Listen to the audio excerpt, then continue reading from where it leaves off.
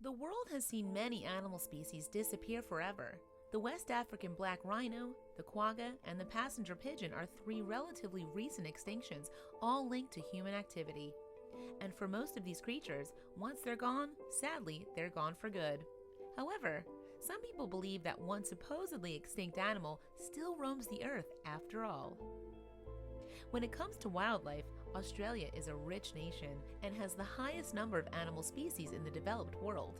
It is classified as a mega-diverse country, one of just 17 in the world. Not only is it home to a diverse wildlife population, but many of those animals also exist only in Australia, evolving there in isolation for over millions of years. Where wildlife is concerned, Australia is probably most famous for its monotremes, which are mammals that lay eggs, and marsupials, mammals with pouches. Two of the world's only living monotremes, the platypus and the short-beaked echidna, can be found there. The marsupials, of which Australia has more than any other country, includes kangaroos, koalas, and the endangered Tasmanian devil. Unfortunately, Australia also leads the way in extinctions. In little more than 200 years of European settlement, the country has lost 23 bird, 27 mammal, and 4 frog species. That record makes it the worst nation in the world for animal extinctions. The losses have been caused mainly by human exploitation, introduced species, and environmental degradation. These threats continue to endanger other animals there as well. Among the extinct animals are different species of wallabies, bandicoots, and hopping mice. But perhaps the most well-known of all are Tasmanian tigers.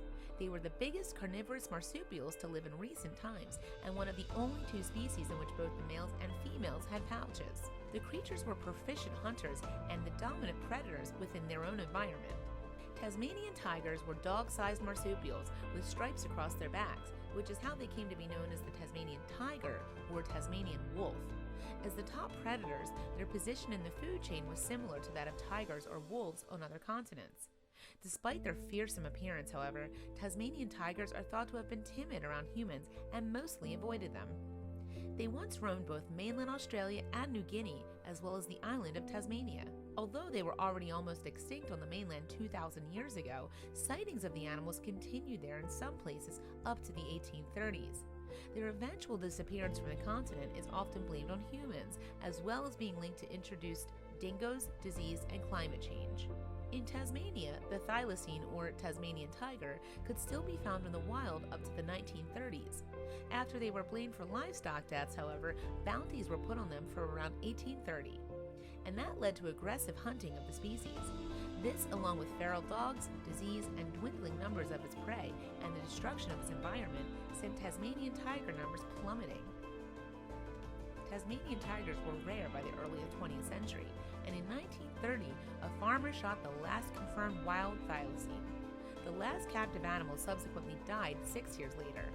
Nonetheless, as late as the 1960s, it was believed that a wild population may still have existed, and it wasn't until 1986 that Tasmania officially declared the thylacine extinct. Despite its official status, reported sightings of the Tasmanian tigers have persisted. Some of these reports have been made by the general public or tourists, but others have come from more credible witnesses, such as 2 Parks and Wildlife Service workers and an Aboriginal tracker. And people even have film and photographic evidence of possible thylacines, although so far none have been confirmed. Then, in 2011, there was even a movie called The Hunter about the search for the thylacine. In it, Willem Dafoe stars as a hunter who goes to Tasmania to find and kill the last Tasmanian tiger. In real life, though, some people hope to find living thylacines for more benevolent reasons. One such person is Neil Waters, founder of the Thylacine Awareness Group. Waters says that he's seen a living thylacine on 2 separate occasions. He also maintains that in the decades since the animal purportedly became extinct, thousands of people have claimed to have seen the marsupial. His Thylacine Awareness Group Facebook page has over 3,000 members, some of who have shared their own alleged encounters with the Tasmanian tiger. Waters calls the group a little comfort zone for sightings. Another group that adamantly believes that thylacines still exist is the UK-based Centre for Fortean Zoology. Richard Freeman, the centre's zoological director, has been to Tasmania. The area is so damn remote. There are so many prey species and we have so many reliable witnesses who know the bush that I'd say there is a reasonable population of them left, Freeman told The Guardian in 2015. Moreover, sightings of the Tasmanian tiger are not confined to Tasmania. According to Neil Waters, the animals may exist in higher numbers on the mainland. Recently, there have been many reports of the marsupial being spotted in the northern state of Queensland.